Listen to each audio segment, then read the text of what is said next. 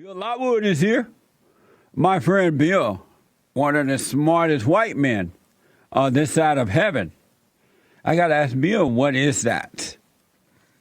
And Bill is a radio host, teacher, pastor of Our Park Church of Christ, and the author of Ezekiel, the book Ezekiel, the Watchman of Israel, and so many things I want to cover with Bill. Good morning, Bill. Good morning, Jesse Lee. How are you today? All is well, sir. How you doing?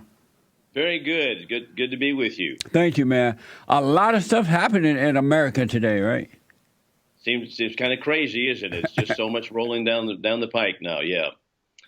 I want to get to the Southern Poverty Law Center.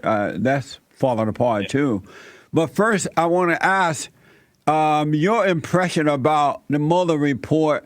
No collusion with the Russian. What was your first impression when you heard that report? Well, I just, of course, as you pointed out in your intro, I realized, and we all suspected, of course, there was nothing there anyway. Right. Yeah.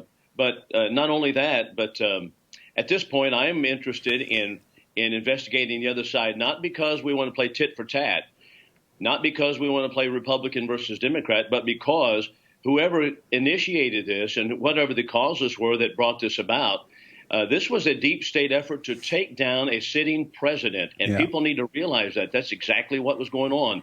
We had people who were leaking, such as the James Comeys of the world, leaking information. Not only so, but we do have collusion of Hillary Clinton with the Russian government in the Uranium One scandal. That was something that has yet to be uncovered. Yeah. And also all of her emails she was in violation, clear violation of the law, covered up by the Obama administration and the Obama Justice Department. Plus, you have Hillary on an unsecured email, and Obama not only knowing it, but he was himself using a pseudonym to communicate with her on that. That is himself in violation of it. And he was orchestrating this, and you know that he was. So it's time to go back and look at Obama now.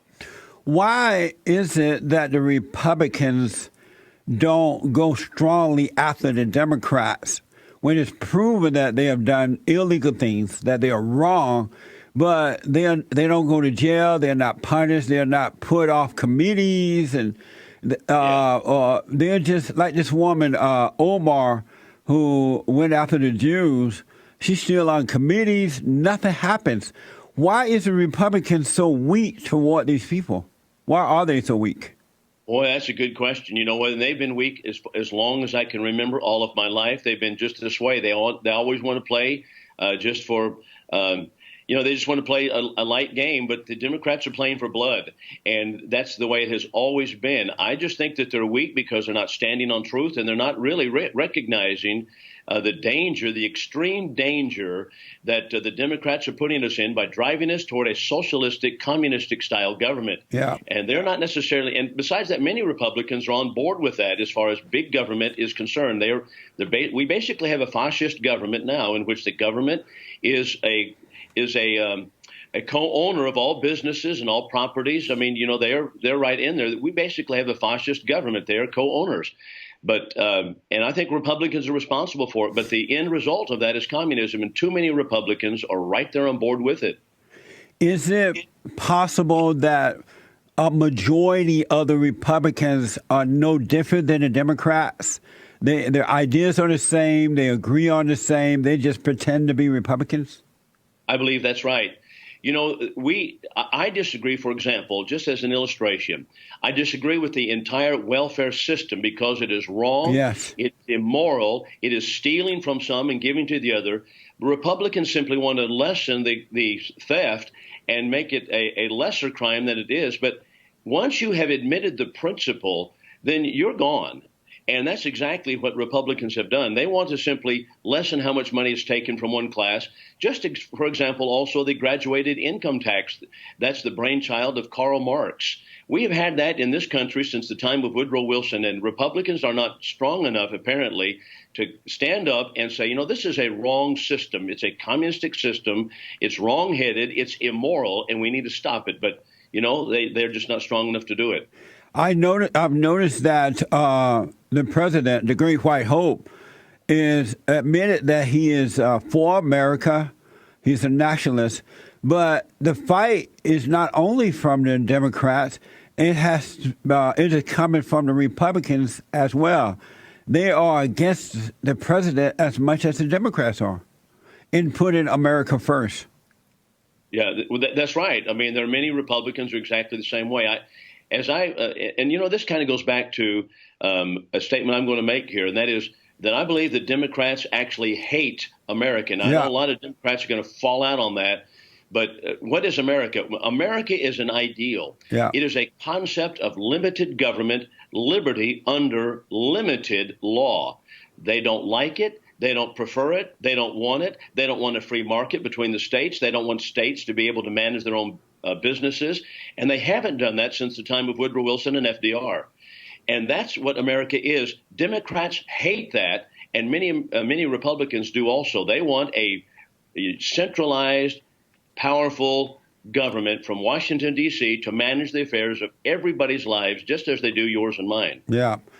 I've also noticed that, and you can probably disagree with me on this one, that the Republicans, along with the Democrats, I'm not surprised by them, but the Republicans don't stand up for Christians and white people, especially white men. Whenever something happened to a Christian or Christians, no big deal. You know, they may mention it, but nothing. Or white men, when something happened to white men, that's negative. No big deal. But when it's the Muslims, when it's anyone else, I even notice, and I love Israel, I stand up for Israel, but I notice that there are many Democrats who would not support Israel anymore. They refuse to go to this, they have some type of convention for Israel. And there are several Democrats who are openly not going, not participating. They rather support Omar and that other Muslim woman rather than Israel. And I noticed that Republicans are speaking up about that. But if it happened to Christians, nothing's being said about it. Why so lack of support and respect for Christians? You know what? It goes to the same root. The hate of America is a hate of Christianity, because America was founded upon Christian principles. You know, when you read the Founding Fathers, Jesse, every one of them sounded on the same note, and that is America was founded upon Christianity and Christian principles. Patrick Henry even called this a Christian republic, a Christian nation founded upon the gospel of Jesus Christ. That's how Patrick Henry put it. The Democrats, the Democrat Party, you can see from their own platform, they hate that. They hate the concept. They despise it. And so anything that is opposed to that is something they're going to prefer. So whether it be communism or whether it be socialism or whether it be Islam, which is nothing more than communism with a religious edge to it. That's all that it is. So they prefer that instead of Christian principles, which really are the foundation of America. So the Republicans are feeling the same way about that? I believe so. This is a spiritual battle. Yeah. As you yourself teach and preach, and I think you're exactly right, it's a spiritual warfare, and ours is to cast down imaginations and strongholds. And imaginations, that's 2 Corinthians 10:5, refers to the concepts and the illusions of men, the ideas, the worldviews that people have. Yeah. That's our goal, and we're facing that, and that's what they're about. That's amazing. When I first I was at one time a Democrat, and then God changed my heart, so my values changed, and I became a Republican after reading the platform. And now I find that the Republicans, not all, but most of them, don't even represent the Republicans' platform of God, country, Constitution, family, individuality. They don't represent that anymore. That's gone. Right. Well, I mean, now they're championing people like John Kennedy, who himself was a Democrat, and he was for a globalist government. He signed the idea that actually a treaty in which he was going to give away all of our armed forces and armaments to the United Nations over a period of time. It was going to transfer. I mean, this is the Republican today, and it was the Democrat of 1960. But it was always a big government, one worlder, socialistic concept. And even though they might be soft socialists in the Republicans, Nevertheless, the socialism is what it is. Unless we get rid of the national welfare system, HUD, and National Education Association, and government control of every aspect of our lives, then I'm going to say that we're all socialistic in some respects, and that Republicans are too. I don't know, but I've been told that a lot of young white men and maybe some young white women are now starting to support this socialist Andrew Yang or Yen. Yeah. Are you familiar with him? No, I'm not familiar with Yen. Yen, I believe he's from Indiana, Chicago or somewhere. And he's running, but he's a socialist. And so the young white men are feeling pushed out because they really have nowhere to go at this point. And Andrew Yang is promised to give everybody free money. And so a lot of young white men are saying, well, we're losing the country anyway. Might as well go with Yen and get the free money. Everybody wants something for nothing. Yeah. It's a shame and a disgrace. Where is Yen from, James? Anybody know? Are you sure about that? I'm sorry, Bill? Is he from Chicago? Is that what you... I think Chicago, but James and nobody would say anything right now, so I don't know where he's from. Okay. But a lot of young white men who are normally be conservatives are feeling pushed out right now. He's from New York, I'm being told. Yeah. He's from New York. You know what, Jesse? When we cut the umbilical cord to God and to biblical value, then we just wander off into as some planet wandering out of its orbit and wandering to try to find any kind of home. And that's what's happening with so many people. So whether it be white men or black men or whomever, that's exactly what we're doing. We're just wandering and trying to find some kind of purpose in life and some way to recoup what we think we've lost. But unless we turn to God and repent in this country, we're just not going to turn this thing around. That's right. One last point about this. I'm surprised that Hillary Clinton is not in prison, that she's not locked up. If anyone should be locked up, Hillary should have been in jail a long time ago. If they used the same effort that they used on the president to put him in jail on Hillary been locked up a long time ago. Well, that is a good point. And here's something else on that note. Recently, within the last 48 hours, I've heard several pundits, liberal ones, on Fox News and other places on the radio, but they are saying such things as, well, you investigated Bill Clinton for a long time, and when Bill Clinton was in office, and they sound resentful for that case. So they say we need to continue the investigation into Donald Trump. I'll tell you what, they are resentful for that Bill Clinton investigation still, even though he was found guilty. Yeah. Even though he not only harassed but had sexual relations with a young woman in the Oval Office who, by the way, did not have a security clearance. They don't care anything about that. They are still defending and acting sore that Bill Clinton was discovered to be whom he was. I tell you what, it's just amazing. I saw this black woman on Fox and Friends this morning, speaking of Fox News, and she is a... You're talking about Donna Brazile? Yes. She's paid. Yeah, she's paid to do that now. I forgot what they call that. Yeah. What do they call that, James, when they have those people on? Contributor. She's a paid contributor on Fox News. And I was surprised to see that because she was accused of giving Hillary Clinton the answers to the questions prior to a debate or discussion between the president and Hillary Clinton during the primaries. How do they trust this woman again to be fair at this point when she did that? You know what? This points out the weakness of Fox News. Fox News may be a giant, but it is turning to the left, and that's one indication. At the same time, while this is going on, they're getting rid of Jeanine Pirro, who simply was bold enough to ask the question of Ilhan Omar whether she subscribes to Sharia law. You know, Robert Spencer was supposed to be, who is probably the premier go-to man as far as answering about Islam and Sharia law in this country, used to brief the Pentagon. He was supposed to be on Jeanine Pirro's show several years ago, about 2 years ago. But Fox News canceled it just with an unannounced canceling of it, and he didn't appear with her. Now when Jeanine Pirro asks questions about Islam and Sharia law, she is out. I mean, she just asked questions and then she is gone. At the same time, they're hiring Donna Brazile, who has been accused of funneling to Hillary Clinton the questions to the debate, in the debate. They're turning left. And when was the last time you heard on Fox News they're really discussing Sharia law and what Islam stands for? Can one be a Muslim and faithful to Sharia at the same time being a faithful American? Can You're right.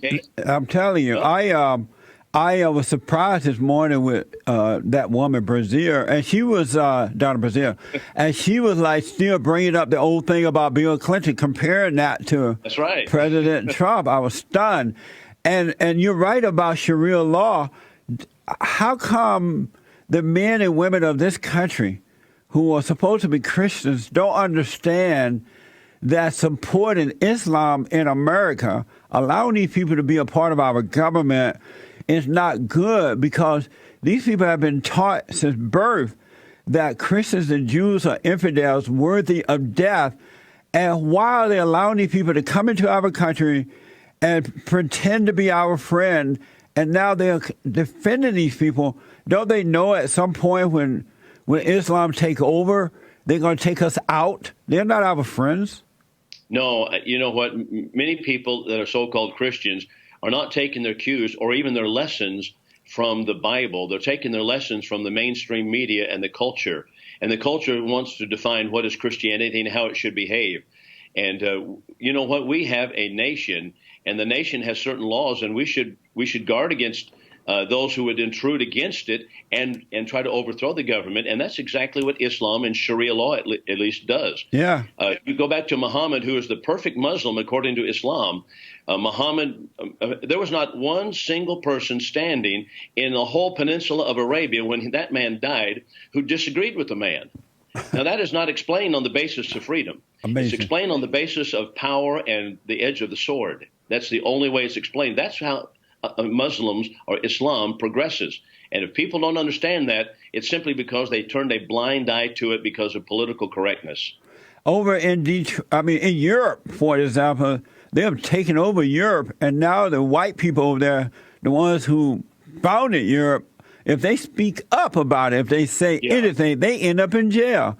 Likewise, here. I'm sorry? It's going to be that way here before. It's going to be that way here before it's over with if we don't turn the ship around. Well, it's already becoming that way. Number one, over in Detroit, the Muslims have taken over a portion of Detroit already, and the whites have had to move out of their own communities because they were threatened by the Muslims. And then we have an example of that in government where Representative Stephen King, a white man, tried to defend America, saying there's nothing wrong with being a nationalist, right? What's wrong with that? When did that become wrong? We haven't heard from him since then. The Republicans, everyone got rid of him. This woman, Omar, and then that other Muslim woman, they say whatever they want about the Jews and America, and they are protected. So it's already happening in this country, too. That's right. You're exactly right. And what we are not having is an open and honest debate. The Quran is not from God. Right. Muhammad was not a prophet of God, but we're not able to even discuss that. We're not able to debate it. We don't want an open discussion on that question. We're just going to accept it, because when you hate Christianity and you hate the founding ideals of America, then Islam will do. And that will only do as long as America stands. But once they go into a Muslim country, if this becomes Muslim, or if they go to a Muslim country, the liberals, if they go over there, then they are not going to be happy, because they're going to force them, all the women in Hollywood, they're going to force them to cover up completely, and they'll not be plying their trade over there. Likewise, Omar and the other Muslim woman, I can't think of her name, they're over here playing tough, pretend like they can speak up and they can Rashida Tlaib. They're playing tough here in this country, and they're talking about going after the president and all kinds of things. Why don't they go back over to their countries and play tough and do that over there? Why can they do it here but not there? They take them and they beat them. They're supposed to walk behind the man. They're not supposed to sit beside the man. They're supposed to walk behind the man, cover up even their faces. And if they speak to a man in public, then they take them and they cane them. Yeah. That happens. They know that. And all of our actresses in Hollywood who hate Christianity and prefer Islam, let them go over there and speak out in that society. Let's see how far they get. I want to squeeze in a call here, then I'm gonna have to hold you over for a few minutes if you don't mind, because I want to ask you about the Southern Poverty Law Center. Yeah. But I want to go out to Florida, and Ryan want to ask you a question. Ryan from Florida, you're on with Bill Lockwood. Hey, Jesse. Hey, Ryan. First-time caller, long-time fan. Oh, yes, first-time caller. Thank you, Ryan. Are you? Yeah, definitely, bro. I support what you do. I agree with, most everything you say. Thank you. My main question is, you keep calling Trump the Great White Hope. Yeah. I agreed with you for the longest of time. I voted for him. But he ran on one major promise in my mind, and that was, putting Hillary Clinton behind bars. We have plenty of evidence to support her crimes and to show everything that she's done.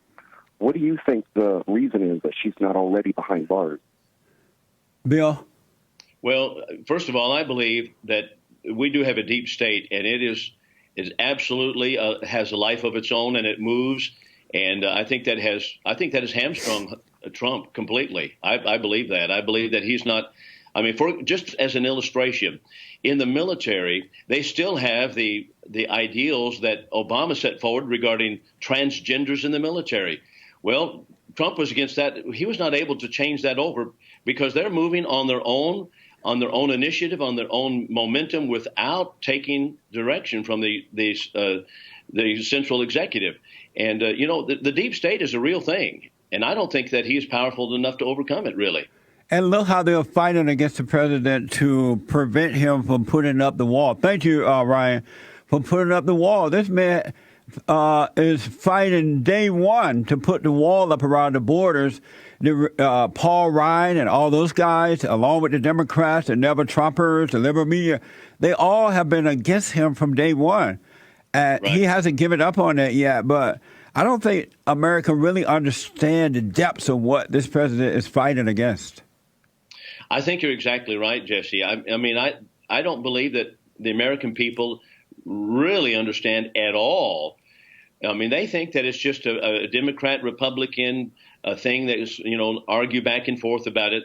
That is not it at all. We have had a major effort of a coup against the sitting president. Bill, hold on for me. Anyway. I want to ask you about the Southern Poverty Law Center. Yes, sir. And other stuff. Back in a moment, folks. Okay. Amazing. I want to get back to my guest, Bill, and my friend Bill Lockwood is here. And I have to honestly tell you, he is one of the smartest white men on this side of heaven, and he's not afraid to tell the truth. He knows the Constitution upside down and in and out, and he's a Christian. That's amazing. So, Bill, thank you for being with us. Tell the folks how to get to your radio show, how to read your blogs, and just be a part of what you're doing. Yeah, thank you, Jesse. Okay. Well, the radio show is called American Liberty with Bill Lockwood. It airs out of Wichita Falls, and that is on Saturdays at 11 o'clock. And the station is News Talk 1290 AM dial. And it's also in Lubbock at News Talk 790 on Sunday afternoon at 5 o'clock, and in Abilene at 1440 AM and Sunday afternoon at 5 o'clock as well. So it's American Liberty with Bill Lockwood. And then the website is exactly the same name. And I blog on there, and I have others blog with me, such as yourself, have great writers, people that put some good materials in there. So American Liberty with Bill Lockwood, and then you can find all things that I say and mostly what I'm up to. It's an amazing show, too. I really want people to tune into it. It's mind-blowing. Thank you. It's really insightful. I want to ask about the Southern Poverty Law Center. I read that the President Richard Cohen, I believe his name is, resigned on Saturday, and that was like 2 weeks after co-founder Morris Dees was fired. And I know that at one time they had me listed as a racist on the Southern Poverty Law Center. Tell the folks exactly what it is. What is the Southern Poverty Law Center, and why is it falling apart today? Well, the Southern Poverty Law Center was founded, I believe, in 1971 by Morris Dees and Joseph Levin. And it was a self-anointed group supposedly designed to point out hate groups and where hate is arising in America. In truth, it is a communist-connected liberal group that is actually targeting so many Christians and conservatives. Yeah. And that's exactly, of course, why they targeted you. Yeah. But of course, they, as all these communist groups do, they actually have some links in there that they do point out some things that are actually hateful, such as the KKK and so forth. And they'll bring that out. But then they'll put in there, alongside of that, people like Jesse Lee Peterson. Here's another one. They pointed out Carol Swain. Swain. And that was simply because she's a black Christian woman who is a professor at Vanderbilt, just a great spokeswoman for conservative values. And she was listed as a white supremacist. And they did that because she had, I think it was a 2007 interview in which she had a man who had, they were talking about borders, whether they should be open or closed on the southern border. And he was not for the open borders. And so they simply very quickly lined up and called her a white supremacist because she believed we ought to have borders in this nation. Yeah. And so that's how they smear people. But the communist connections go way back. They're connected to Bill Ayers. Bill Ayers, they have a glowing report with Bill Ayers. They just a glowing interview that they've published on their website for a long time. They've had one of the writers is Chip Burley. Chip Burley was a member of the Socialist Party. They've interviewed Trotskyites, people from the Trotskyite communist connection. Van Jones has been on, and who he is himself, a self-professed communist, is on the board. James Rucker's on the board. These are all people who are part of Color of Change, which is also another organization that's communist connected. So they're hardwired into communism, socialism, and anybody that's a Christian, anybody that's a conservative, then they are targeting them and putting them on the hate map. And it's also of note that the Obama administration was tied right into the Southern Poverty Law Center. They used the SPLC for pointing out hate groups in America, and they had a thoroughfare, just a thoroughfare between the Justice Department under Obama and the SPLC in Montgomery, Alabama. So that's where they're located, in Montgomery. Plus, they have a huge endowment, like $450 million behind the scenes, offshore accounts in the Cayman Islands. But now they have a group of SPLC employees that are suing it for workplace harassment and racism in the workplace. So you have Richard Cohen resigning, the president, Morris Dees, one of the founders, resigned. They have an audit that's an independent audit coming in. Then they had two or three others, such as Rhonda Brownstein, one of the leading writers of SPLC. She has resigned. So they have a lot of people now that are beginning to fall out on this. And so it's a self-anointed group that points out hate, but they themselves, of course, are involved in hateful activity in the workplace. And that's, of course, a little more than irony. Sure, yeah. That's amazing. I was reminded yesterday that during the so-called civil rights movement, I personally think that, you don't know I think that this way yet, that one of the worst things that's ever happened to black people was the civil rights movement. Black people have never recovered from the civil rights movement because prior to that, they were a noble people. They got married. Abortion was unheard of. They respected others. They didn't have all this hatred going on. They respected the adults, the older people. And now, ever since that so-called civil rights movement started, blacks have been dependent on someone else to think for them. Marriages are almost non-existent. Out-of-wedlock birth is the thing to do. Abortions everywhere. The hatred of white people everywhere. The lack of desire to work and take care of oneself. Even the men don't want to work. They act like women. It just seems to have never recovered. But I was reminded yesterday that during the so-called civil rights movement, that communism, the Communist Party infiltrated that movement, and that blacks have not overcome that yet. Is that true? That is true. Even Martin Luther King sat in on communist meetings in the late 1950s, and that has been a part of it.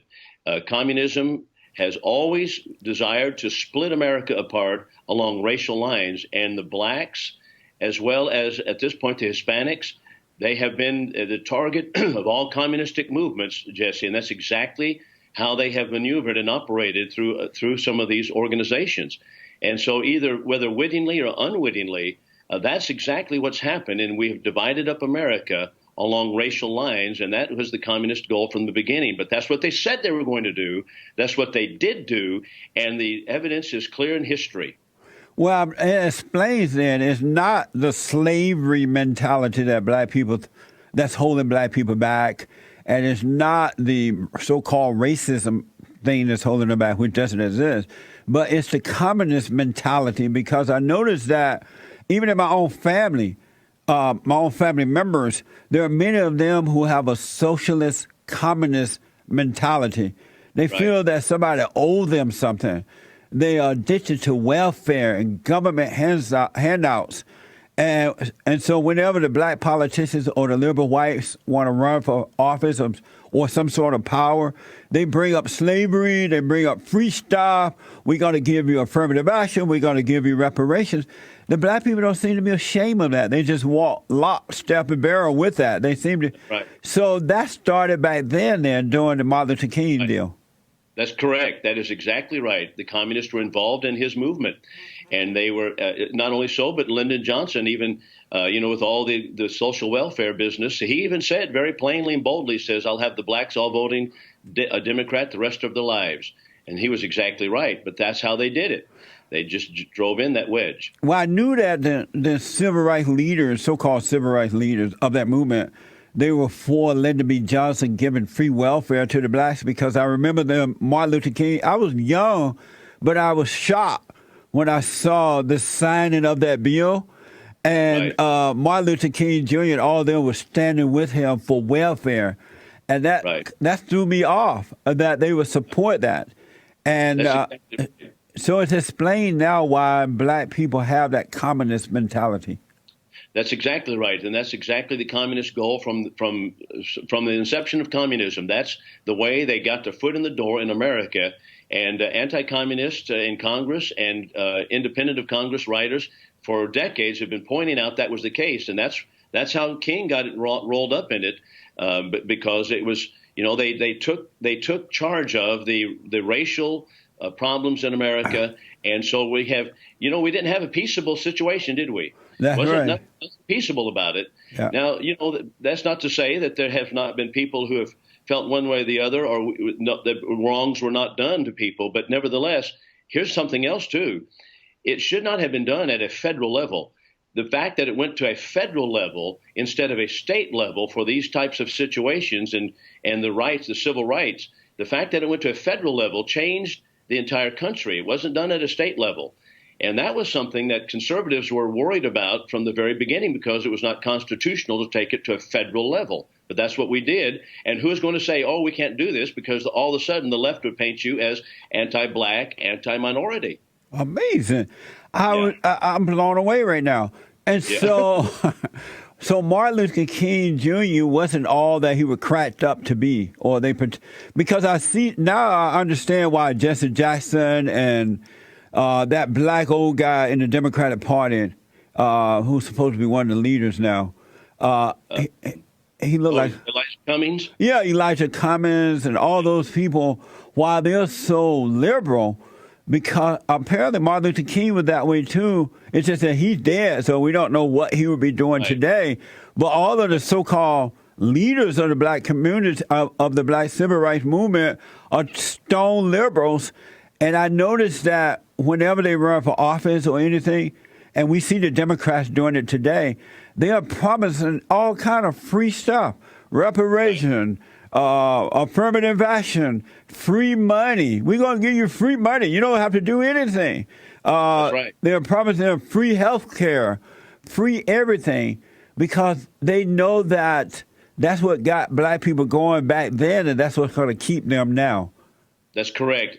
As a matter of fact, this is a whole area that America is just loath to accept. But those who want truth need to look back and see exactly what happened. This is why the FBI infiltrated Martin Luther King's movement, not because of that, as they moved and they started looking into it, not because he was a black man, not because they were against any civil rights, but because that movement had been infiltrated and utilized as a tool of the communists. And as a matter of fact, Martin Luther King came out against the war in Vietnam in the sense that he supported Ho Chi Minh at one point. I mean, he publicly came out and said that.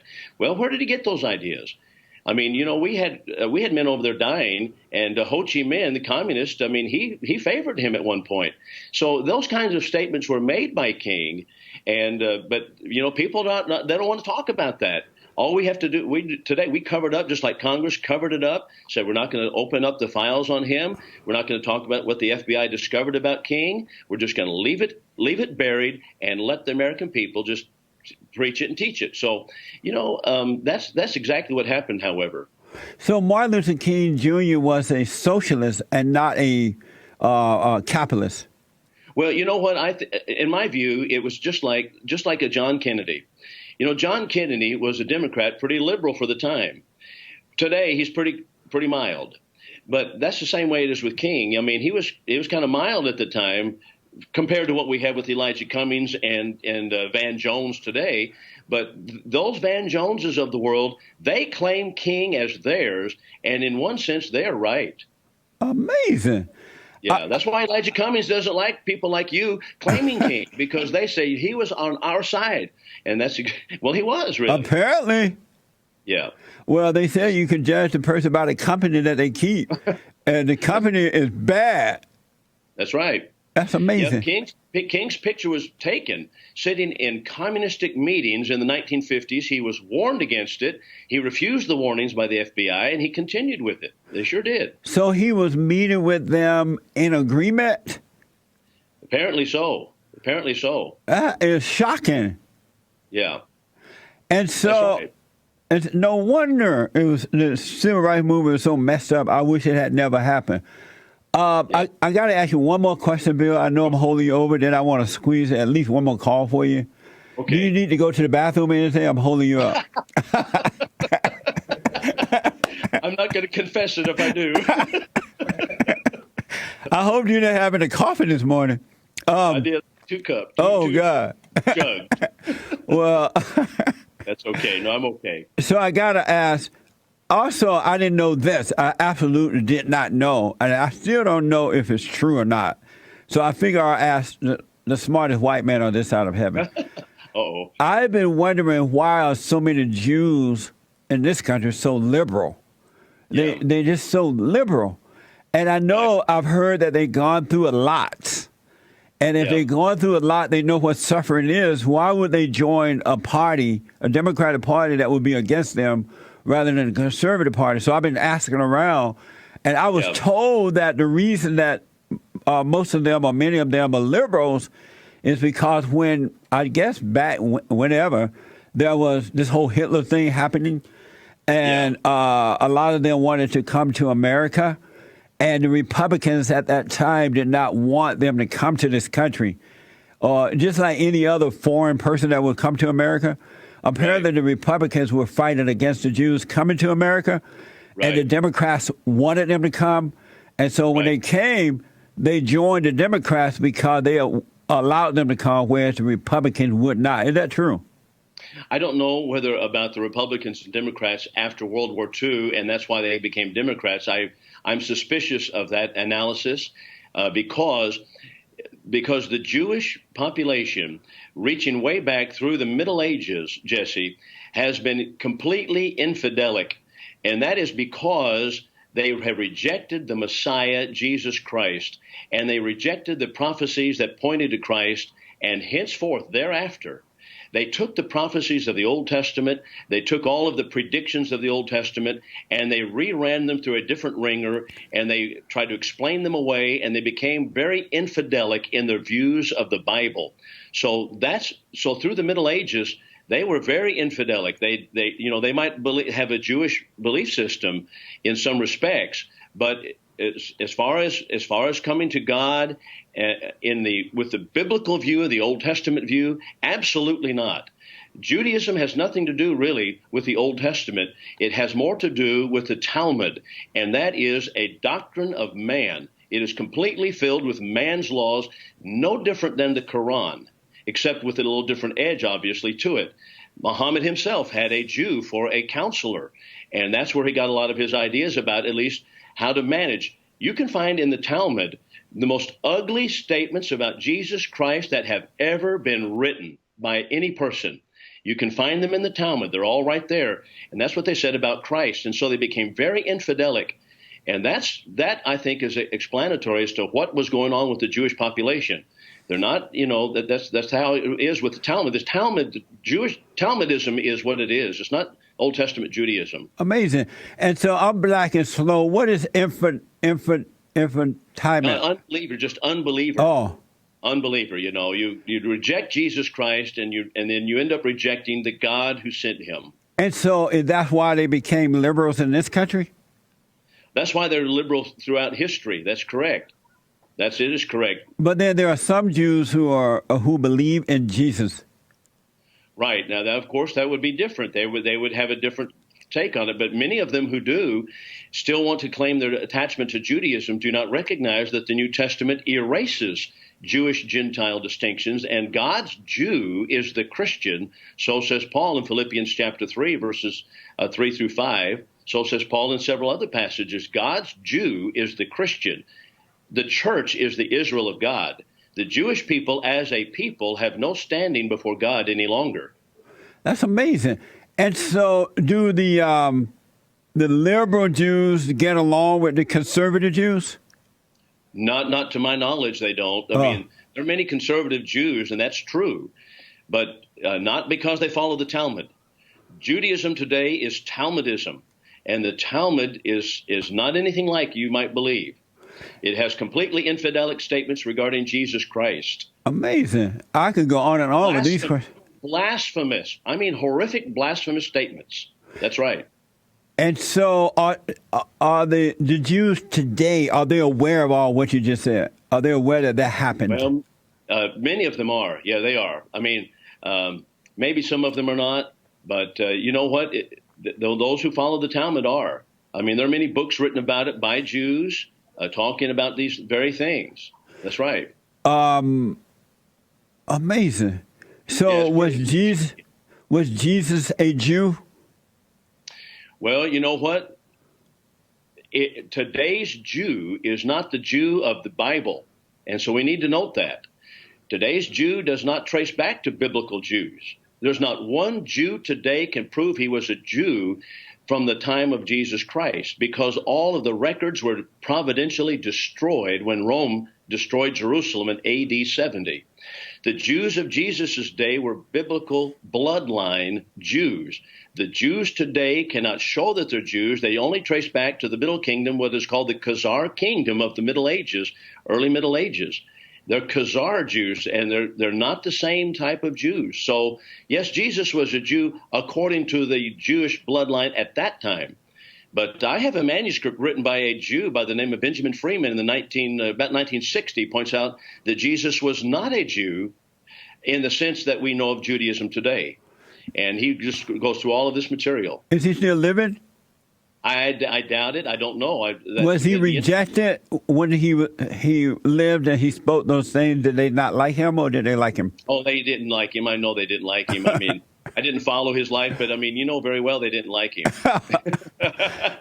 Louis Farrakhan quoted the Talmud about Jesus. Right. What did he say? The Talmud. The Talmud about Jesus in order to attack the Jews. What do you think about that? Well, the Talmud does speak about Jesus Christ in blasphemous terms, and it calls him an illegitimate, I'll say it nicely, an illegitimate son of a Roman soldier. And they say that a Roman soldier impregnated Mary. They give us the name of a Roman soldier that they concocted about 3 centuries after Christ. They say that he died as an animal on a dunghill. That's what the Talmud says regarding Jesus Christ. And so Farrakhan, when he goes to the Talmud, is correct, at least in that respect, in quoting it that way. So that's why the Muslims are pretending to be friends of the Christians, and they are pretending to respect Jesus? Well, you know what? That of course, I think partially is the case, but Islam The entire corpus of Sharia law is very similar to the Talmud in the way that it approaches mankind and how it wants to regulate every element of a man's life, even how you go to the bathroom. There are about 60 laws on that. Amazing. And that's, yeah. So, but the Talmud does the same thing. The Talmud is exactly the same. This is so amazing. You're blowing my metaphor off today. It's so much I can't even compute it right now. Wow. Yeah, that's interesting, but people are so unaware of it. Yeah, nobody talks about it. No, they don't want to talk about it. Why not? This is just one of those politically incorrect, banned subjects, just like talking about Martin Luther King's connection with the communists. It's a banned subject, and they don't want to talk about it, and that's the deal. But people don't want truth. They want politically correct material. So would you say that Christianity is the only conservative religion?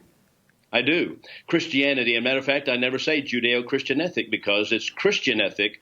Judeo-ethics comes out of the Talmud, which is nothing akin to Christianity. But I noticed that most people who call themselves Christians don't live like real Christians. That's another problem. That's another problem in and of itself, and that's exactly right. They don't live up to the standard that they set for themselves. They don't walk according to Christ. They walk according to the world. Why? Why? Weakness. It's just weakness and temptation. You know, it's easy to fall into and to be what those around us are. We want to melt in. We're just like a horse. We have that herd instinct. We want to fit in to the herd. We don't want to be out by ourselves. And that's, I take it, that's one of the things that people do. Amazing. Bill, we've run out of time for this hour. Let the people know how to get in touch with you. Listen to your show again. Yeah, it's American Liberty with BillLockwood.com. That's the website and the radio show. So, yeah, happy for people to read it and listen in. Very Mamma Mia, hola, si, senor, informative. Bill, thank you. I can't wait to talk to you again soon. Yeah, we're looking forward to it, Jesse. All right. I like that new background. Oh, thank you. I appreciate that. It changed colors on me there while I was watching you. Right. That's right. Travis did that. Thank you, Bill. All right, Jesse. Thank you. All right, buddy. Back in a moment. Amazing. And don't forget to like, follow, tweet, subscribe, and share the Jesse Lee Peterson radio show, folks. We really appreciate it. We are at war. It is a spiritual battle for the soul of America. And it's going to take all of us to do it.